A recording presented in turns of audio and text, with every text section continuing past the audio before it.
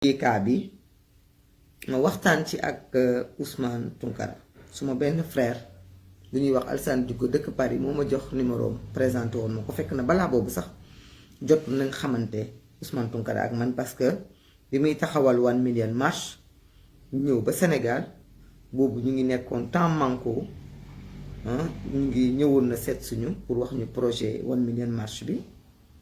fekkoon nañu itam ci front de résistance nationale dañu présenter seen ay démarches ma jotoon sax dem fekk seen ay activités dans la banlieue ci installation de ces comités là donc taxawaayam ci Sénégal man mën naa ko seede parce que gis naa ko nekk naa ci wetam ak li mu àndaloo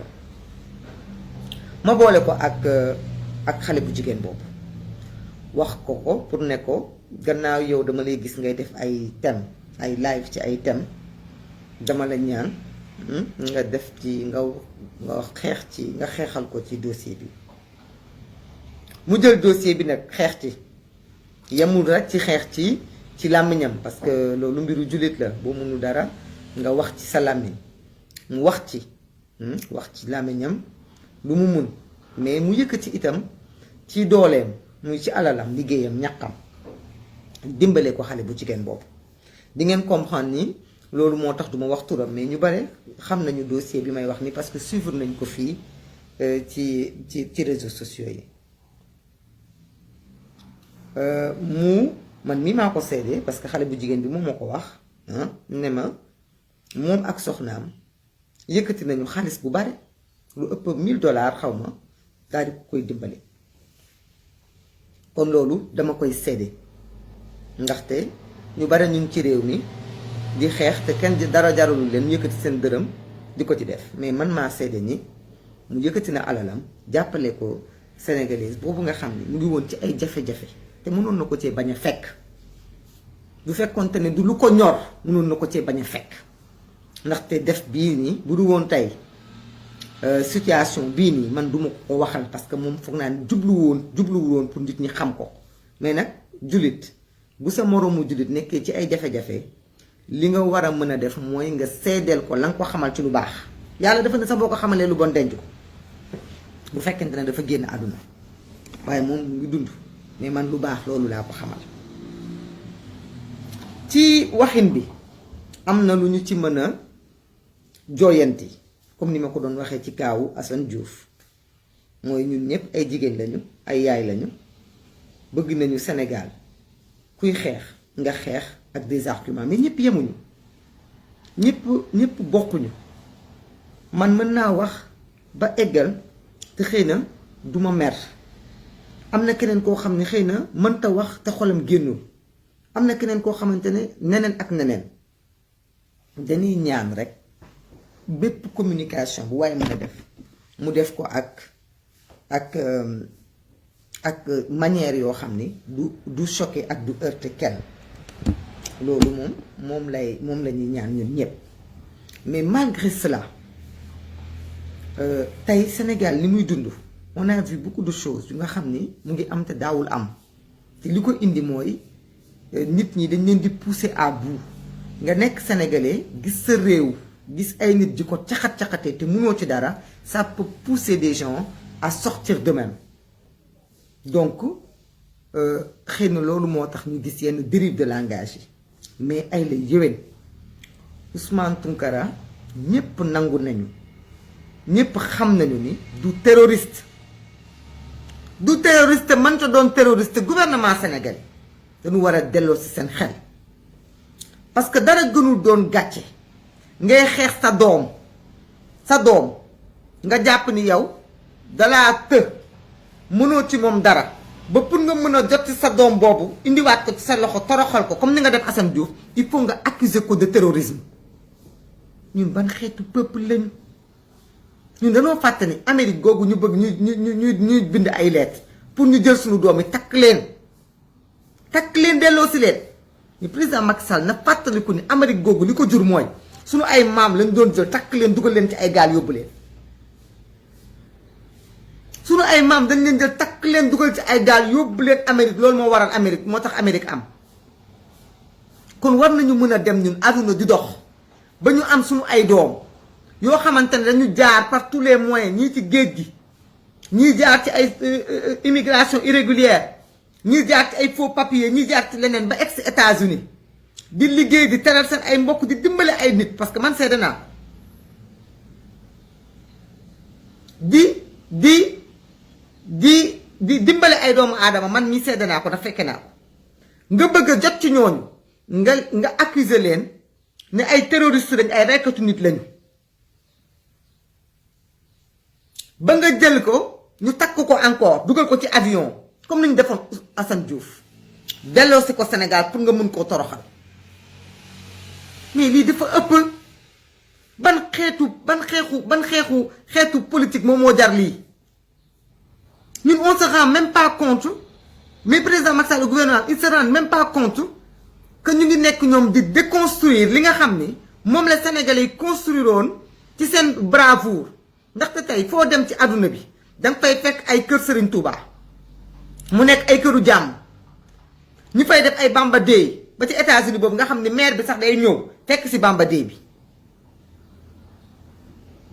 kon ne bu fekkente ne loolu dafa am nit ñu dem ba Sénégal ñu am fu ñu dëkkal ñu am ay communauté yoo xam ne ñu dañuy ñëw di jël su ñun ay exemple ñu ne ñun ñi ay nitu teraanga lañu yow nga bëgg a jël sa ay doom di leen topp di leen loqati ba mu jaral la nga jiiñ leen terrorisme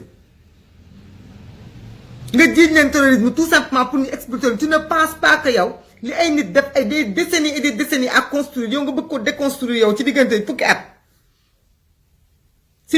at yow nga yàq lépp xale bi barki démb étudiant bi ñu fi libéré téye woon ko di xaw ma 4 ans traité ko de terroriste alors que musul def ndar Imam Ndaw terroriste musul def dara Assane Diouf terroriste mu ngi nii xanaa war nañ jàng ci rapatriement Assane Diouf bi est-ce que delloo si bi ñu delloo si Assane Diouf dafa tax Assane Diouf gën a taxaw gën a yokk wala est-ce que daf ko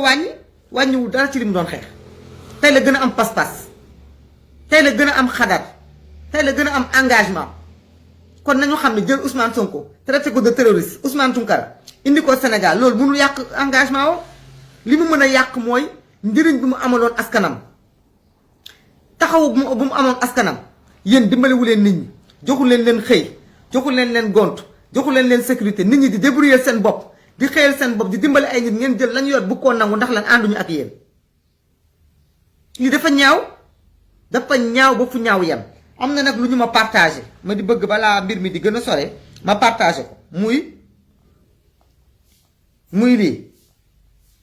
lettre de témoignage yoo xam ni dañuy demander kenn ku nekk na nga ko bind lettre de témoignage légalisée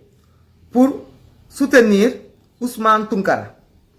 ngeen envoyé ko adresse baa ngi nii freetounkara@gmail.com kenn ku nekk ci yéen sénégalais yi internautes yépp kenn ku nekk ci yéen na jël benn lettre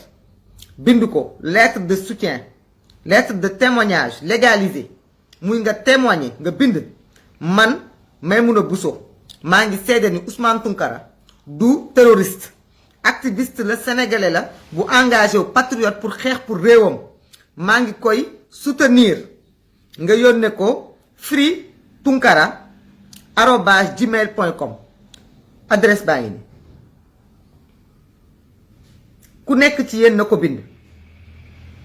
bu ko ku nekk ci yéen bindee ngeen envoyé ko ci adresse bi freetounkara@gmail.com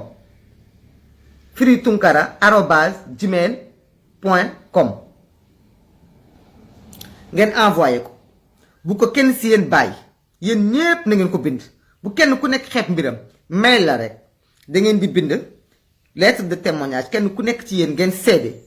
man diw man Awa Samb seen naa fi Awa Samb man Matar Dioum maa ngi seede ni Ousmane Tounkara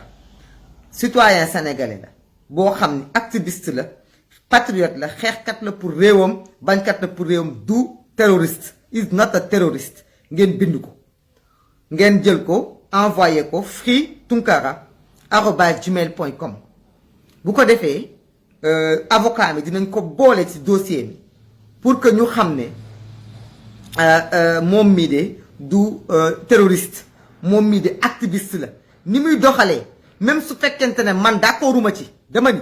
man d'accorduma ci yenn propos yi nga xam ne des fois mu wax ko mu choqué ma ba ma tiit mais man xam naa ni personnellement l'homme que je connais avec qui j'ai parlé xam naa ni magum jëmm la xam naa ni magum jëmm la xam naa ni bu amoon maîtrise li am ni tuurul xolam bi ba xolam bi tuuru ci suuf du waxee wax noonu muy waxee du jël kàddu yooyu di ko waxee te am na ci ay morom am na ci ñoo xamante ne fii ñun dañ leen di gis ñuy def ay live léeg-léeg ñu wax yoo xam ni ñun dañ leen di woo ci suuf ne leen bul saaga bul lii am na si ñoo xam ne dinañu bàyyi mais am na si ñoo xam ne noonu la ñu toll noonu la ñu toll mënuñu bàyyi xam nga la nga mën mooy lan bu ñuy wax mënoo koo muñ a dégg parce que sa yar mayuloo ko nga zappe mais dama ni état xanaa nit la état du Sénégal du nit lan la fan la saaga di taf état du Sénégal fan du ko taf fenn malgré que dama ni dinañu waxtaan ci suñu biir dinañu yeddante suñu biir parce que nag ñun duñu kuy raayante bu ñu waree wax dëgg suñu ay frère suñuy càmmiñ suñuy sœur dañ leen koy wax parce que dañu ne xeex bi dina dem ba gën a baax gën a rafet bu fekkente ne ñépp ñu ngi wax boo xamante ne wax bu tegginu la wax boo xamante ne même kilifa diine yi mën nañ ko dégg te du leen déranger boobu la suñu message di gën a jàll ñu ngi ñaan yàlla ñu dem ba egg ci niveau boobu mais malgré cela malgré que nit ki waxam tegginuwul loolu warul mën a tax état di ko jiiñ di ko accuser de terroriste mu nekk suñu doom nekk suñu frère dégg nga nekk waajur ba pare itam nekk de la diaspora ñun ñëpp dañu war a Souma Diarra Bah ñun ñëpp dañu war a ànd demander la libération de Ousmane Tounkara, demander aussi l'arrêt des insultes de Ousmane Tounkara et de tout autre activiste qui fait de la communication avec des insultes. Nous demandons quoi, mais on demande et on exige sa libération.